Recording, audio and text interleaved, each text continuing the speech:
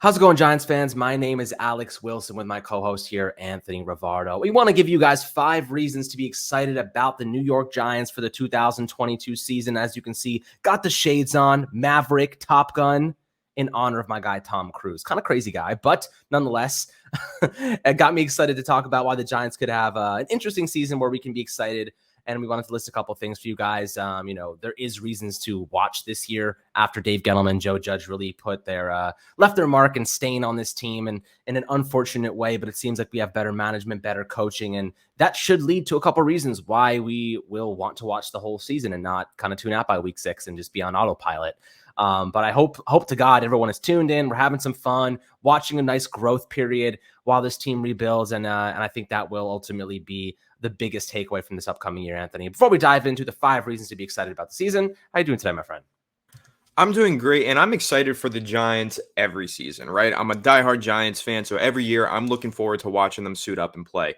But I want to know why. Why am I excited, and why are the fans excited? So, of course, this is going to be interactive. Let us know in the comment section below. Why are you excited to watch the Giants play this year? But I'm really kind of looking forward to diving into these reasons because some of them are really intriguing. There are storylines surrounding the Giants entering the 2022 season that will get you on the edge of your seat and have you tuning in. So there's some really exciting rookies. There's a lot of roster improvements, and there's some potential storylines that could come from this 2022 season. So I'm super excited to watch this upcoming season, and I'm super excited to talk about it today, Alex. So take it away. Well, the number one reason, Kayvon Thibodeaux, to say the least. Kayvon Thibodeaux is a guy that was supposed to go first overall and ended up falling to the Giants at 5th. Easy selection for Joe Schoen and co. And now we have a potential star edge rusher on this Wink Martindale defense that could end up becoming an all-pro player with the right, health history and with the right development and growth and really the right system to build around him. I think he's going to be a focal point for this defense this upcoming season because ultimately he's the future. Him, Azeez Ojulari, some of these younger pieces, they're the future of this team. Leonard Williams, eventually he's going to be gone. And who's going to be left? Kayvon Thibodeaux, Azeez, and maybe even Dexter Lawrence if he signs a second contract. But Kayvon Thibodeaux is a outside linebacker made in a lab. He is, if you watch Stranger Things, that dude who can move stuff with his mind. That's lab created outside linebacker, according to Wink Martindale. And that's why he was one of their top players on the draft board, which is super, super exciting. And, a guy that is that productive, and there, I'm sure you remember the red flags that kind of sparked during the offseason that he gave up on plays and he didn't have the right work ethic. So the reason, and I forget why I saw this, but some coach said the reason that he disappeared on some plays and that, the work ethic wasn't there was because he was on the field every snap. He didn't come off the field. The guy was freaking exhausted. You know what I mean? Like, imagine playing an entire game and not being rotated out and not being, substituted to get a breather. The guy's on the field every single play. And that, unfortunately means fatigue comes along at some point. And I think that he eventually just got gassed. And, the Giants have a couple of good depth players now. They do have Ocean Eximez. We'll see how kind of he mixes in. You have Ellerson Smith. You got Quincy Roche. You got Jaheed Ward. Guys that will come in, give Kayvon Thibodeaux a breather every now and again so that way he can play at his peak performance every single play that he is on the field. But this is a guy who could electrify the entire Giants team. He's got the charisma. He's got the attitude. He's got every attribute you want in a star defensive player. Now it just comes down to maintaining his health. He was wearing a red jersey during OTAs. And now hopefully he'll be ready for training camp. I think he will be ready. He was running around, walking, doing the individual drills. So I think they were just kind of taking more of a cautious approach and not putting him in harm's way. So I do expect him to be ready for, preseason training camp and then eventually week 1. But Anthony, what do you think about Kayvon Thibodeaux and why do you think he's going to be a really exciting factor this upcoming season? I mean, Kayvon Thibodeaux could have been, in some scenarios, the number 1 pick in the 2022 NFL draft. If there wasn't certain buzz after the combine or whatever, and if there weren't certain players who just kind of shot up draft boards really late in the process, Kayvon Thibodeaux could have been a number 1 overall pick. He has that type of talent. I mean, you take a look at his history from high school to college. He's a former number 1 ESPN 100 player when entering the University of Oregon. He was the top high school recruit coming out. He's always been a star. He entered Oregon as a star, as a freshman, as a true freshman. He had a dominant season and was a star as a freshman. Now he's entering the NFL, and instantly as a rookie, he is a star for the New York Giants. This guy has been a star. He knows how to be a star, and he's going to continue to be a star, and it's super exciting.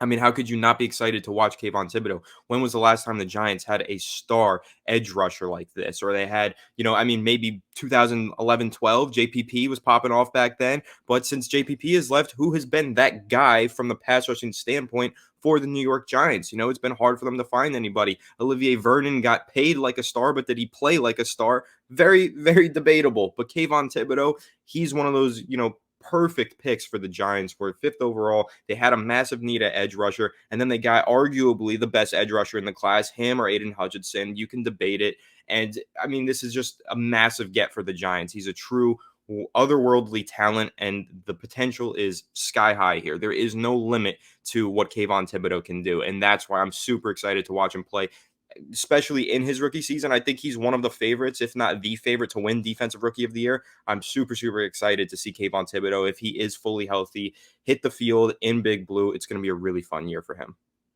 Absolutely, man. I'm excited to see it. We haven't had a player like this in a while come out of the draft where it's a legitimate top talent. He could have went first overall. Andrew Thomas obviously, was up there, but he's not that he's not a defensive player. He's not an edge rusher. He's not going to destroy a quarterback. He's done a very good job. But it's just totally different type of excitement when it comes to an edge rusher versus an offensive tackle. Now, talking about offensive tackles, let's talk about Evan Neal and the rebuilt offensive line, which is another reason to be excited about this Giants team. The rebuilt offensive line is something that, we can get excited about because we've seen what it looks like to have a bad offensive line. Daniel Jones sure as hell knows what it looks like to have a bad offensive line. Now you got Andrew Thomas, who I posted a video yesterday on Twitter. He looks like he's working out. He's not limping. He's doing a lot of good exercises. He looks like he's well on his way back to being 100%. For week one. And then you have, of course, that position battle at left guard. You got, John Feliciano, aggressive bulldog mentality. They call him dirtbag for a reason. Mark Lewinsky, very good run blocker, solid pass blocker. And then Evan Neal, who is a physical specimen of a mammoth human being who can do it all. And now, this is a unit that we can be at least optimistic about. Last year, we went into the season with a lot of the same faces, a lot of guys that had very little experience or were just depth pieces. Half of our offensive line retired by the time that the training camp came around, or rather preseason came around, because Joe Judge was kind of putting them in a tough physical spot. But now, the offensive line's new. We got some young faces. We got some competition with good players. Max Garcia, Pro Bowl alternate last year. Josh Azudu has experience at left tackle and left guard. And then you got Shane Lemieux coming off his partially torn patellar tendon. Some decent talent there that can compete. Let the best man win. I'm tired of giving starting jobs away for absolutely no reason. Matt Skura, Ben Bredesen. No, please, God, let us have some competition. Let the best guy come out on top and put together a good season, because that's ultimately what we need. And Andrew Thomas can help them tremendously. So offensive line, definitely a reason for excitement, simply because we have 4 or 5 new faces on the line. And at the very least, it's different. And I think that's a cause for excitement to begin with. Absolutely. And, really just looking at the history of the Giants, when was the last time they did have a good offensive line? Because even when you're talking about that 2011, 2012 championship run that Eli Manning carried the Giants to, Eli Manning very much carried the Giants to that Super Bowl victory. Even the offensive line was not better than average back then. In fact, in some of those games, it was really bad. And Eli Manning was getting absolutely tormented by defenses, but he was just standing strong in the pocket and making the plays. But it's been a long time since the Giants have had a good offensive line in front of either Eli Manning or Daniel Jones. I mean, you think about pretty much every year after that championship run for Eli Manning, 2012, 13, 14, 15, 16, and so on, all of those years, especially even that playoff run in 2016 that the Giants went on, the offensive line was very bad. I mean, you had Eric Flowers out there starting, just stinking up the field every chance he got. The offensive line has been a disaster for years. And finally, in 2020, the Giants spent a first-round pick on an offensive tackle, a good one, not an Eric Flowers, but a good offensive tackle, and Andrew Thomas. And that started this rebuild. And of course, they found a couple other pieces. And now, really, the drafting of Evan Neal to be the right tackle really solidifies the fact that the Giants' offensive line is being rebuilt and is going to be a good unit within the next 5 years. And that's super exciting. I mean, not only is that exciting for the now, for this year, 2022, watching the Giants have a rebuilt and far better offensive line than they've had in years past, but it's also super exciting just looking down the road. There's a lot of really young, talented guys here. Andrew Thomas is a young talent. Evan Neal is a young talent. If Joshua Azudu can develop, he's also a good young talent. I mean, there's some really exciting players on the Giants offensive line, and I'm super excited to see them in action in 2022. Yeah, absolutely. I mean, look, I hope they're a lot better than good in just 5 years. Hopefully it's 2 years that we have a really good offensive line. But the third reason that we should be excited about this upcoming year is the offensive scheme that doesn't resemble a Wendy's drive-thru. I legitimately wrote that down. Doesn't resemble a Wendy's drive-thru. They found the playbook. Jason Garrett found his playbook buried under a bunch of old McChickens and shook it off, hot sauce, barbecue sauce dripping off of it, and said, this is the one we're going to use. Not the modern one that has all of these awesome schematics and mesh concepts and, dagger concepts and spreading the field out. No. Not that one. We wanted to use the one with barbecue sauce dripping off it that he found at the bottom of the freaking garbage bin. It's been sitting there for 15 years and North Turner left behind after a post-game McChicken. So now we have a better system. Mike Kafka, Brian Dable, kind of building this West Coast spread offensive style mesh system. It's going to be interesting. I was looking at some stats from some playmakers for the Chiefs earlier this morning, and I was looking at Tyreek Hill specifically and saying, how can the Giants use a player like the Chiefs did Tyreek Hill? Of course, they don't have a guy like Tyreek Hill, but they can use guys in similar ways. And I looked at, how many receptions did Tyreek Hill from behind the line of scrimmage to 0 to 9 yards away from the line of scrimmage?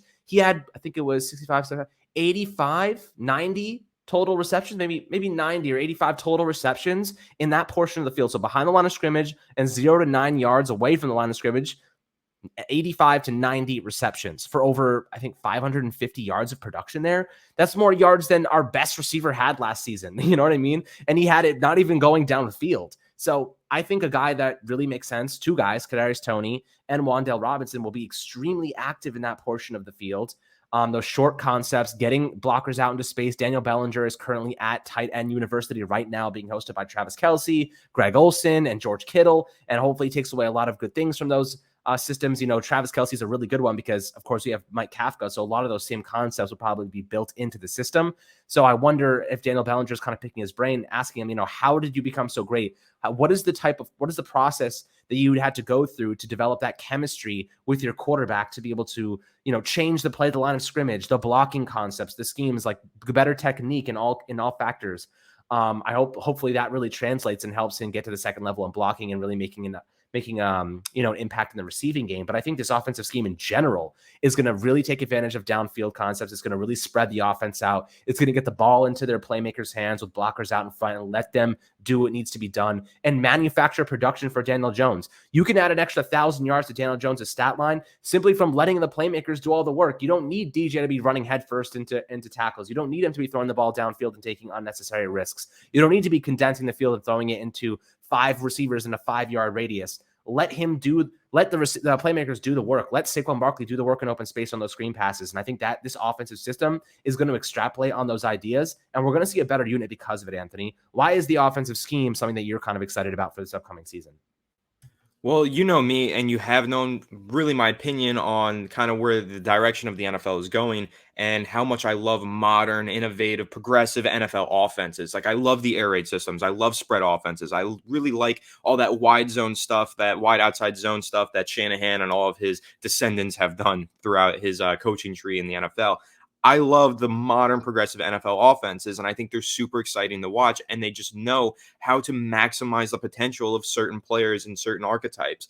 And the Giants have some of those players, and now they have a couple of those offensive minds that's going to implement those schemes, and I can't be more excited. This is the number one thing that I'm most excited for in the 2022 season and beyond. It is the offensive coaching staff. I think that Brian Dable, Mike Kafka, what they're going to build here with this scheme is going to be super exciting. And not only that, let's say after year one, the scheme just flops, right? 2022, I'm super excited for this offensive scheme, and it is not living up to expectations. The Giants offense is really bad. Well, let's think back to Brian Dable, 2018 and 19 with the Buffalo Bills. That offense was one thing. 2020, it was something completely different. He adapted and he changed because he was watching Josh Allen in this system as a rookie and as a sophomore struggling really badly for a couple years in this offensive scheme. And then Brian Dable said, you know what, screw it. This is not going to maximize the potential of Josh Allen. I'm tearing this to shreds, and I'm doing the complete opposite. So they used to run a lot of 12 personnel, have a lot of tight ends out there and a lot of running backs. They scrapped that. They went to the spread offense, a lot of air raid and a lot of outside zone. He completely rewrote the look of that offense, and he figured out how to make a really good pro-style, modern NFL offense. And I'm assuming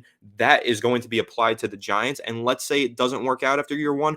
Brian Daboll has no fears. He has no worries. He will scrap his entire offensive scheme and rebuild one after having a year or two under his belt with these players and say, this is what they're good at, so this is what this scheme is going to get built around. And I think that's super exciting. Not only is this a really good and exciting pass-heavy offensive scheme that we're going to be getting, it's an adaptive offensive scheme. It's not going to be locked into place like Jason Garrett's was. Jason Garrett's was locked in. Daniel Jones was struggling. There was nothing working about it. He never adapted. He never changed. There was no, major point where we were like, okay, now the Giants offense looks completely different. Maybe when Freddie Kitchens stepped in against the Cleveland Browns, in that game, they threw the ball downfield a little bit more, but there was no major change, no major adaptation to the offense. And now I think with Brian Daboll, Mike Kafka, you're seeing two very modern, forward-thinking guys who are not afraid to make changes. So if the Giants offense is struggling, expect to see major changes. And that's something that really does excite me. But on top of that, of course, Brian Daboll, the way that he can, construct a passing offense, the scheme that he created for Josh Allen was perfect for Josh Allen. And I have no doubt we're going to get into Daniel Jones in a little bit, but I have no doubt he's going to construct a scheme that is perfect to get the most out of Daniel Jones as well. Absolutely. And the fourth reason that I think we should be excited about this season is the aggressive defense we're going to see, right? Patrick Graham's defense was a lot of bend, don't break, mitigating big plays downfield, giving up yardage underneath and trying to force mistakes, or essentially waiting for quarterbacks to make mistakes. But better quarterbacks just don't do that, right? Against worse players, they make mistakes and the Giants took advantage. But when you're playing Aaron Rodgers, when you're playing Brady, when you're playing, Russell Wilson, I know the Giants actually beat Russell Wilson and they did a really good job of putting pressure on him a couple of years ago. But those better quarterbacks usually are going to beat a defense that are giving them a lot of yardage, giving them a lot of opportunities to take advantage. So in my opinion, I think this Wink Martindale defense is going to be extremely fun to watch because they're going to be aggressive. They're going to be attacking, blitzing all the time. And Wink Martindale's known for his quality defensive systems, and he's had a lot of success with Baltimore over the years. So I'm excited to see what he can do with Kayvon Thibodeaux, Azeez, Leonard Williams, Adoree Jackson, Xavier McKinney. It's not like the Giants are inept on defense. They have actually a lot of really good players. There's just a couple of positions that we don't really know what is going on with them just yet, right? You kind of look at LB2, you look at slot corner, you look at strong safety, you look at the second cornerback spot on the outside. Those are the positions where I'm like, okay, what happens there? Aaron Robinson, I think, is projected to earn that starting CB2 role. I think strong safety probably goes to Julian Love and Dane Belton. They may split reps there. I think Julian Love ends up winning it, but Dane Belton gets factored in pretty heavily, maybe on the field at the same time. LB2, I think we're going to see a lot of Micah McFadden. Personally, I think we're going to see more Micah McFadden than Tay Crowder because of that aggressive mentality. Blake Martinez getting to the second level and just kind of holding down the fort there in the running game and just plugging those gaps. I think that's where we're going to see Blake. Of course, he's always made his living in that category, and he's not the worst in coverage. He's not good, but he's not like a liability all the time. He's okay. So, but I'm not expecting to see the linebackers as primary coverage guys that often, unless they're playing kind of a zone coverage system and a hybrid system at times. But LB2, I think Micah McFadden really fits the bill as like this aggressive blitzer. He had a lot of success tackling behind the line of scrimmage, blitzing quarterbacks at Indiana. So I think that he can make a pretty significant impact in that category. And I think that it'll be fun to see. But, Anthony, when you're looking at this aggressive defensive system that Wink Martindale does deploy, what makes you excited about it? I mean, I've always really liked Wink Martindale as a defensive coordinator. I thought that he was excellent with the Baltimore Ravens, and he's a coach that almost received the head coaching job of the New York Giants. You got to remember that this is a very highly respected and well thought of coach in the NFL because he does have a really smart football mind and he does know how to put together a very good defensive scheme. And it is super aggressive, and I'm excited for it to be aggressive. I love when you're seeing creative blitz packages that are getting all over the place and getting after the quarterback in a variety of ways. And really, I keep calling back to those former championship runs for the Giants. The last time the Giants did have a super aggressive defense was with Steve Spagnuolo for those two championships, where he was running that NASCAR front, where it was just all pass rushers, all defensive ends on the defensive line pass rushing. And that was super exciting. And I haven't seen the NASCAR anywhere in the NFL since then, or maybe there's been some variations of it and I missed it, but I loved the NASCAR package and I thought it was so cool and so innovative. And I think we're going to get something like that with Wink Martindale, something that's super aggressive and maximizes the pass rushing potential potential of the Giants defense. It's not just about having the best players out there. It's also about having the best coaches out there who can put the players in the best situations to win their matchups. And I think that's what's super exciting about Wink Martindale. The Giants defense honestly does lack talent. There is a lot of depth problems. There are a lot of positional battles that you just mentioned, Alex, and that's not always a good thing because that means you don't have clear-cut stars or starters at positions. You've got young guys that are competing, and that's exciting for its own reason. You know, it's fun to watch these young guys develop and hopefully turn into something good, but it also does indicate there is a lack of functional talent on the Giants roster, so it comes down to coaching at the end of the day to put those guys in position to succeed. And Wink Martindale, as I mentioned, was considered to be a head coach candidate a couple years ago. He is a coach that can put those guys in position to find success and reach their potential. I'm super excited because when you look at his blitz percentages, the Baltimore Ravens defense has led the NFL in blitz percentages in, I think, 3 of the last 4 seasons. They get after the quarterback. They send extra blitzers frequently, or at least they did. Now they're going to be doing that over in New York with the Giants as Wink Martindale is going to implement this blitz-heavy scheme, and I'm super excited to see just how many sacks the Giants defense can finish with and how creative Wink Martindale is going to get defensively. Yeah, I mean, it should be exciting. I mean, look, aggressiveness is always fun to watch. Hopefully they don't get beat over the top too much, but I do trust that Xavier McKinney will be able to hold it down. And we know Adoree Jackson has the speed to match faster receivers, but here's the big one. The most exciting, or probably the least exciting actually, is the potential Daniel Jones breakout campaign. And I feel like every year we talk about this and every year we say this. But if there was ever a time for Daniel Jones to break out, it would be now. And honestly, is it the best thing for the team? I don't really know. You know what I mean? Like, is it best for this team to reset and go with a young quarterback and attack that rookie window and develop a guy who has more tangible traits or just better traits in general as a potential quarterback, star down the line, like a Bryce Young or a CJ Stroud? Maybe that is the case. Maybe that is what Brian Dable and Kafka and Shane are thinking. But a lot of people seem to be really high on Daniel Jones, and they always have been. I've never heard anyone say Daniel Jones was terrible except for fans, right? Players, former Giants players, coaches, they're all like, this guy has the best work ethic. He's a good player. He can run. He can pass. He's got good arm talent. Like, I've never heard anything bad about the guy from guys that actually have respectable opinions. I don't really care what fans think about Daniel Jones because they're not the ones that are watching him work. They're not the ones that are seeing the success behind the scenes, right? We're only seeing it on the field, but there's a lot of variables that go into that equation.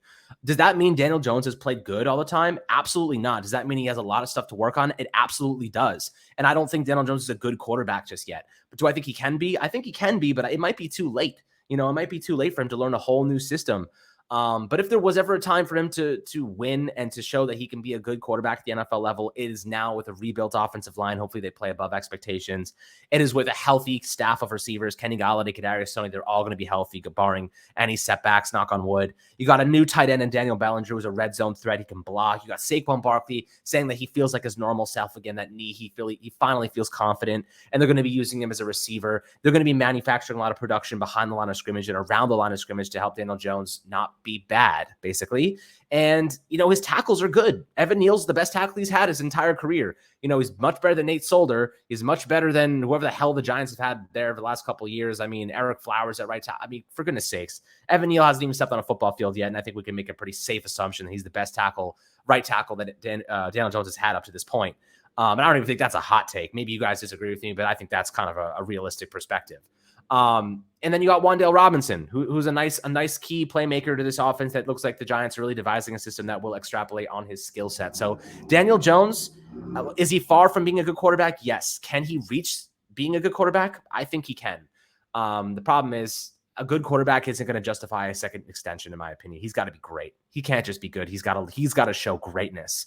And flashes of greatness consistently, and he's got to compete and he has to have 3 or 4 clutch fourth quarter comebacks. And even if the Giants end up losing because the defense gives up a last second field goal, he's got to march down that field like Eli Manning did, and all of those playoff runs, all of those years with poor injured teammates, and he's got to find ways to come up clutch, because if you can't come up clutch in the fourth quarter, it doesn't matter how good of a quarterback you are, you're going to lose games in the NFL, and you're definitely going to lose games in the playoffs. So if he can't do that, it's a wrap. You move on. But he's got to show some big fourth quarter clutch moments this upcoming season, Anthony.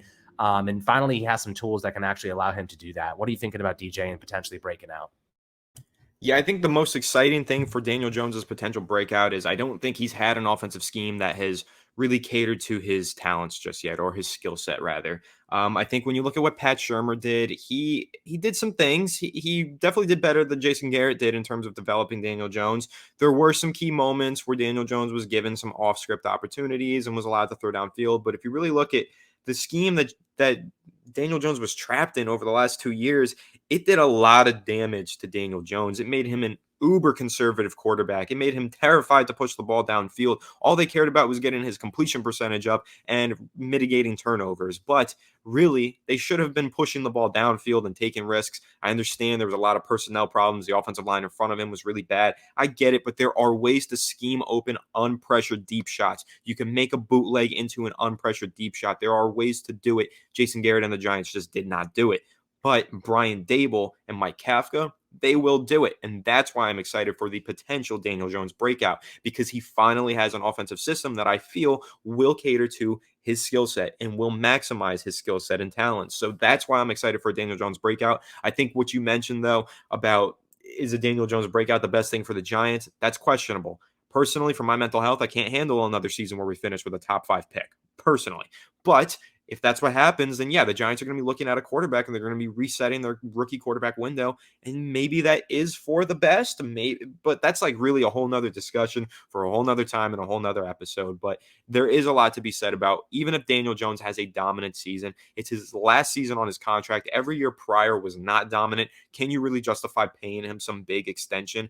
I don't know. It's very questionable, and it's really hard to make that determination. Maybe you just extend him until Arch Manning comes out. Arch Manning just committed to Texas today. We'll see how he does in college. There's a very good chance that he, booms in college and becomes a number 1 overall pick one day. So maybe you just extend Daniel Jones till then, and you hope that you get the next Manning nephew, rather, not brother, but the next Manning in line to be the saving grace of the NFL. That's something to look forward to, I guess. But realistically, we're hoping for a Daniel Jones breakout because we want to see every Giants player succeed no matter what. If they're wearing big blue, I want to see them be the best player of all time. That's just how I am. I love the New York Giants, and I want to see Daniel Jones succeed. So I'm excited for the potential breakout. As you mentioned, players should be healthier. He's got some decent skilled players around him. Saquon Barkley, when healthy, is dominant. Kadarius Toney has the potential to be dominant if he's healthy, and so does Kenny Golladay. So I'm excited to see how Daniel Jones meshes with all of these guys and how Brian Dable and Mike Kafka are able to utilize them and utilize the offensive scheme to maximize the potential of Daniel Jones. Yeah, man. Daniel Jones, the most polarizing player. I just want something to happen at least, It's just so many days and years of talking about this guy and hoping that he can reach his potential, and it's just disappointment every single season for a variety of reasons. But guys, let us know what you think about these 5 exciting reasons to, be hyped about the 2022 season. If you have any additional ones, would love to hear your opinion. As always love to hear your perspectives in the comments section. Make sure to like and subscribe, and we'll catch you guys on the next Fireside Giants video.